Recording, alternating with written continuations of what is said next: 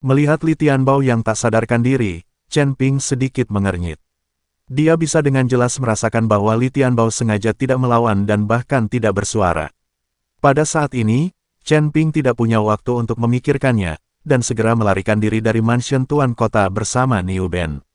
Setelah meninggalkan rumah Tuan Kota, Chen Ping melihat sekeliling dan memutuskan untuk pergi dari pegunungan di barat. Saudaraku, kita harus pergi ke utara untuk mencapai kota badak secepatnya. Mengapa kita harus pergi ke barat? Si gila abadi bertanya dengan bingung. Kami datang jauh-jauh dari utara, dan kami melihat semua pos pemeriksaan itu. Masing-masing lebih ketat dari yang lain. Sedangkan untuk arah barat, karena tidak berbatasan dengan Rhino City, maka pos pemeriksaan di arah ini lebih sedikit. Chen Ping menjelaskan, sebenarnya, Chen Ping pergi ke barat karena dia ingin melihat pegunungan, untuk melihat siapa yang tinggal di kota kecil di pegunungan, dan untuk melihat apakah tebakannya benar. Tetapi ketika Chen Ping dan kawan-kawan meninggalkan istana Tuan Kota dan menuju ke pegunungan di sebelah barat, tiba-tiba terdengar suara alarm melengking di seluruh istana Tuan Kota. Sosok-sosok membubung ke langit dari mansion Tuan Kota, dan sejumlah besar prajurit mulai mencari keberadaan Chen Ping dan anak buahnya. Beritahukan kepada semua kota untuk menjaga gerbang kota dengan ketat. Kita tidak boleh membiarkan orang-orang dari Rhino City itu melarikan diri. Xie Zong menatap Li Tianbao yang tak sadarkan diri dan meraung keras. Dia tidak menyangka bahwa Chen Ping dan anak buahnya berani menyelamatkan Niu Ben di wilayahnya sendiri. Bahkan jika mereka melarikan diri dari rumah Tuan Kota, mereka tidak dapat melarikan diri dari seluruh kota Velhu. Ada lusinan kota besar dan kecil di sekitarnya, dan mereka pasti tidak dapat melarikan diri meskipun mereka memiliki sayap. Mendengar bunyi alarm yang melengking, Chen Ping tahu bahwa dirinya telah terekspos. Pihak lain telah menyadari bahwa Niu Ben telah diselamatkan. Kita perlu mempercepat, kata Chen Ping. Feng Xian menggendong Niu Ben, dan mereka berempat berlari cepat ke arah barat di bawah cahaya bintang-bintang malam. Chen Ping memandangi bintang-bintang di langit, masing-masing bintang sangat terang. Chen Ping tahu bahwa bintang-bintang yang dilihatnya sekarang seharusnya merupakan dunia yang tak terhitung jumlahnya, dan bumi di dunia sekuler seharusnya menjadi salah satunya. Chen Ping dan anak buahnya berlari makin cepat dan tidak berani terbang di angkasa karena target terbangnya terlalu besar. Setelah meninggalkan rumah Tuan Kota, ada dataran luas di luar dan tidak ada tempat untuk bersembunyi. Namun, untungnya, kedua kota tersebut berjarak ratusan mil, sehingga memberi Chen Ping dan anak buahnya ruang bernapas. Jika kota-kota itu dibangun bersebelahan, akan sulit bagi Chen Ping dan anak buahnya untuk menerobos. Chen Ping dan anak buahnya membutuhkan waktu kurang dari 1 jam untuk menempuh jarak beberapa ratus mil. Ketika mereka tiba di kaki kota, para penjaga hendak menginterogasi Chen Ping dan anak buahnya, tetapi Chen Ping mengambil tindakan, sikat. Dengan lambaian pedang pembunuh naga, sinar pedang yang tak terhitung jumlahnya jatuh ke arah gerbang kota seperti meteor. Para penjaga yang menjaga kota bahkan tidak sempat berteriak sebelum mereka semua mati di bawah pedang Chen Ping. Inilah efek yang diinginkan Chen Ping, kemenangan cepat dan tanpa membuat orang lain waspada. Jika Jie Zong tahu mereka datang dari arah barat, dia pasti akan mengirim sejumlah besar pasukan untuk mengejar mereka.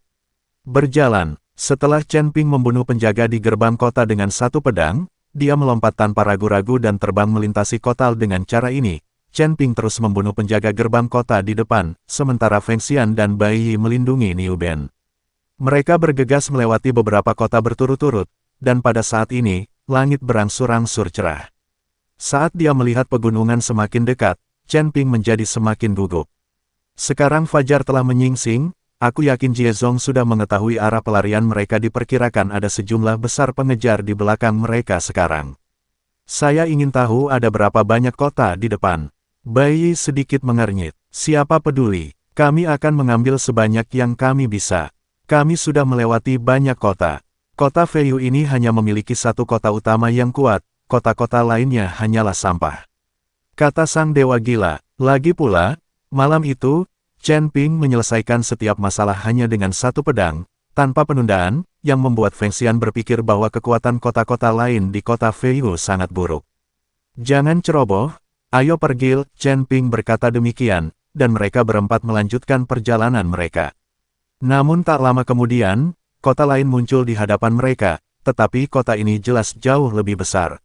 Meskipun tidak sebesar kota utamanya, ia lebih besar dari kota-kota lainnya.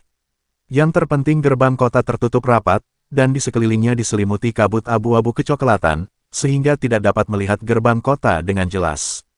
Seluruh kota diselimuti kabut ini. Bahkan jika Chen Ping terbang ke udara, sulit untuk melihat pemandangan di kota. Chen Ping mencoba menyelidiki dengan indera spiritualnya dan menemukan bahwa kabut memiliki kemampuan untuk menghalangi indera spiritual. Jelaslah bahwa seseorang melakukannya dengan sengaja untuk menutupi situasi di kota agar orang-orang tidak mengetahuinya. Aneh sekali, kok kayaknya nggak ada orang di kota sebesar ini. Aku nggak bisa mendeteksi kehadiran siapapun. Sang Dewa Gila memandang kota yang muncul di hadapannya dan sedikit mengernyit. Seseorang sengaja menutupi suasana kota. Tampaknya kota ini dianggap lebih penting di seluruh kota Flying Tiger. Jika kita ingin melewati kota ini, mungkin tidak semudah di awal. Bai Yi berkata dengan ekspresi serius. Ada kabut di seluruh kota ini, kita tidak bisa melihat apapun, mengapa kita tidak terbang ke sana saja? Jika kita tidak bisa mendeteksi orang-orang di kota, maka orang-orang di kota juga pasti tidak akan bisa mendeteksi kita. Kata Sang Dewa Gila, kita tidak bisa melewatinya. Kabut ini terbentuk oleh formasi yang sangat besar.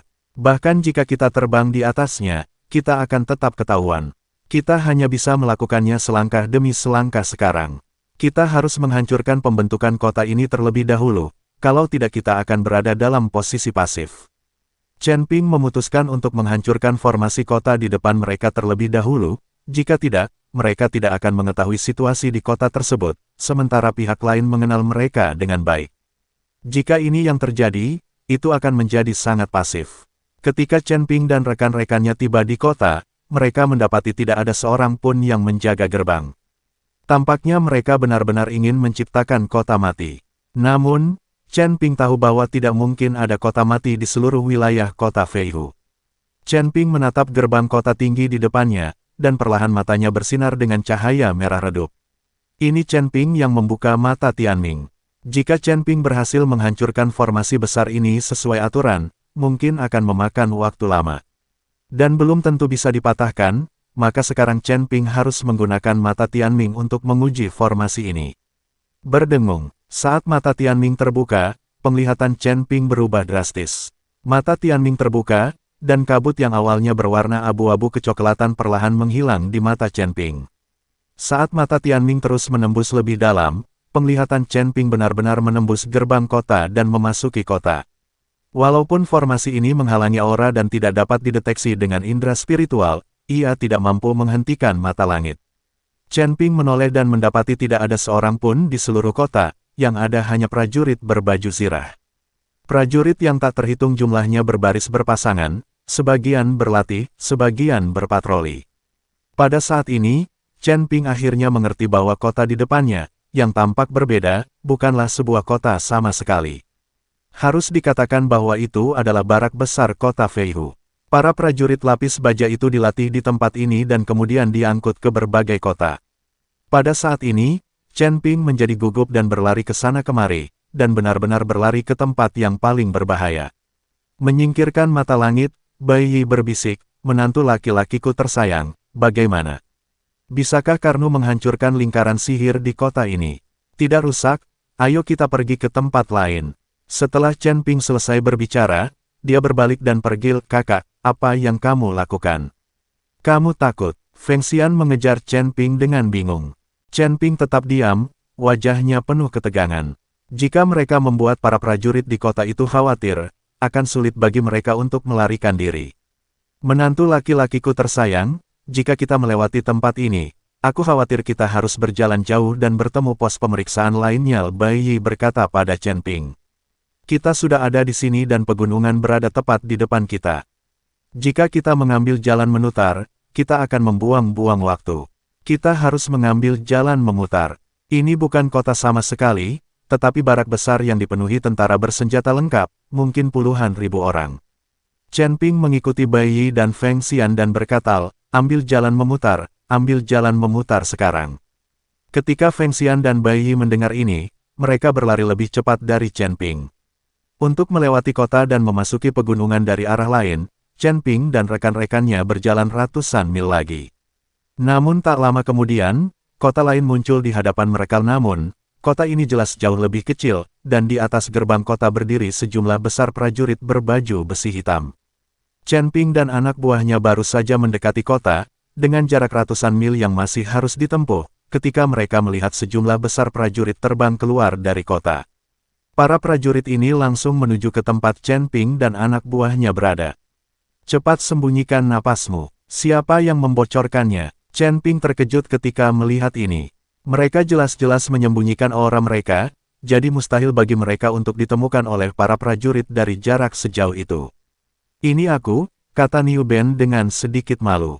Ternyata orang ini sudah lama menyembunyikan auranya, namun kemampuannya kurang mumpuni, akhirnya auranya bocor.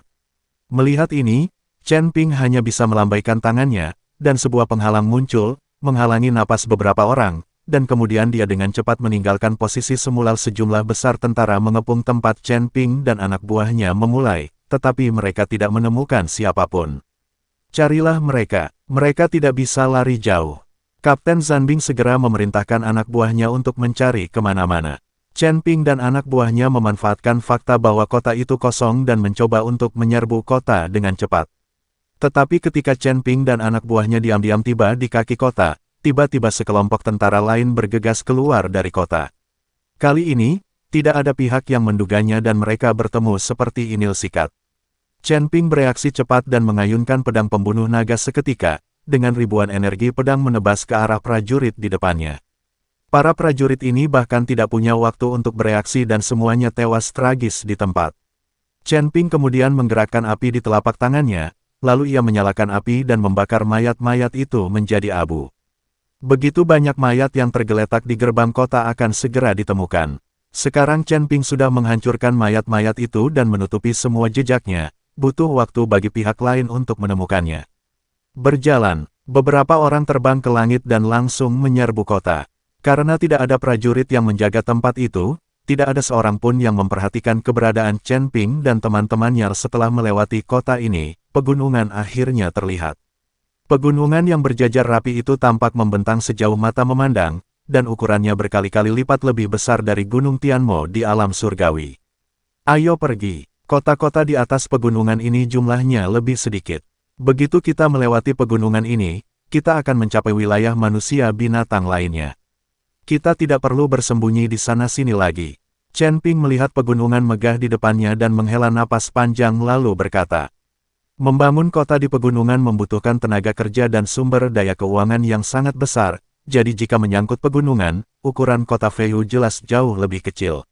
Chen Ping dan rekan-rekannya bergerak cepat di sepanjang pegunungan, dan setelah menempuh perjalanan 1000 mil, mereka tidak melihat satu kota pun. Kakak Chen, bisakah kamu istirahat sebentar? Aku tidak bisa mengimbanginya, Niu Ben berkata sambil terengah-engah. Lagi pula, Niu Ben masih muda, dan tenaga yang terkuras dalam tubuhnya belum bisa segera terisi kembali, maka ia harus istirahat. Baiklah, istirahatlah. Jangan berlarian, aku akan memeriksa bagian depan. Chen Ping hanya memasang susunan ilusi dan membiarkan Feng Xian dan yang lainnya memasukinya. Jika ada orang lewat, mereka tidak akan dapat menemukannya. Setelah menenangkan beberapa orang, Chen Ping menghilang dalam sekejap. Chen Ping berlari cepat menuju kedalaman pegunungan. Tanpa tarikan Niu Ben, kecepatan Chen Ping jauh lebih cepat, dan hanya jejak bayangan yang bisa terlihat.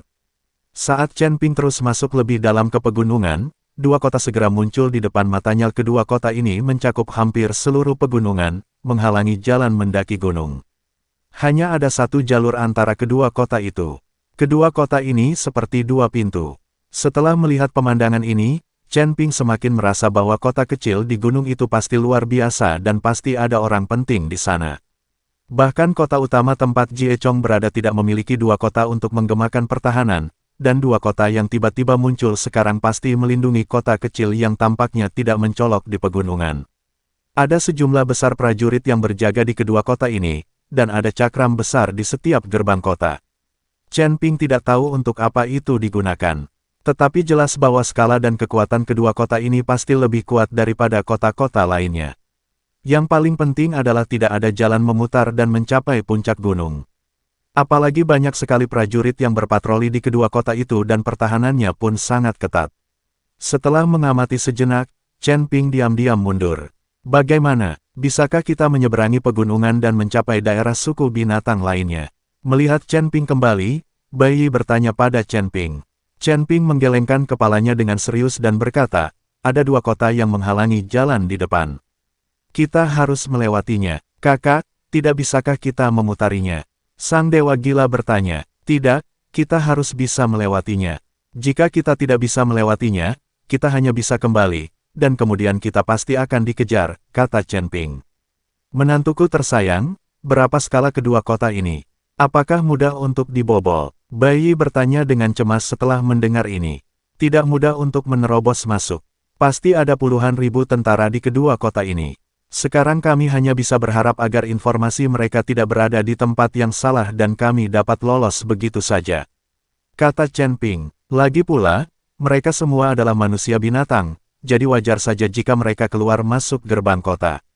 Tetapi Chen Ping khawatir berita mereka sudah disebarkan ke sini oleh Jie Zong. Kalau begitu, mereka mungkin akan dikenali segera setelah mereka memperlihatkan kepalanya. Coba saja, dan bersiaplah untuk bertarung. Bai Yi mengangguk. Keempat pria itu berjalan menuju kedua kota itu. Ketika mereka tiba di kaki kota, mereka melihat sejumlah besar tentara berdiri di gerbang kota. Masing-masing dari mereka memiliki ekspresi serius dan memancarkan aura dingin. Chen Ping menarik napas dalam-dalam lalu berjalan menuju gerbang kota. Berhenti. Sekelompok tentara menghentikan Chen Ping dan kelompoknya, lalu bertanya dengan suara dingin, dari mana asalmu? Kami datang dari kota utama dan ingin bertemu beberapa teman. Saat Chen Ping berbicara, dia sebenarnya mengeluarkan sekantong koin peri, bermaksud menyuap kapten prajurit yang menjaga gerbang kota. Lagi pula, trik ini telah dicoba dan diuji di dunia sekuler, dan tidak ada orang yang tidak mencintai uang. Namun siapa sangka begitu Chen Ping mengeluarkan koin peri, sang kapten pasukan tempur mengernyitkan dahinya. Siapa kau? Kepung mereka. Menabrak Chen Ping dan anak buahnya langsung dikepung oleh sekelompok tentara. Chen Ping tertegun sejenak. Dia tidak mengerti apa yang dimaksud kapten tim tempur itu. Apakah dia tidak puas dengan kurangnya koin peri? Apakah kamu tidak puas karena jumlahnya terlalu sedikit? Aku masih punya sedikit. Berikan saja pada saudara-saudara untuk dimainkan. Chen Ping mengeluarkan sekantong koin peri lainnya. Kali ini kapten tim tempur tampak lebih marah. Kau mempermalukanku. Kau jelas bukan dari kota harimau terbang kami. Siapa kau? Kapten tim tempur langsung menghunus senjatanya. Saudaraku, tidak ada aturan seperti itu di suku binatang kita. Mengapa kamu memberiku hadiah? Bukankah ini tamparan di wajah? Ketika Feng Xian melihat tindakan Chen Ping, dia terdiam.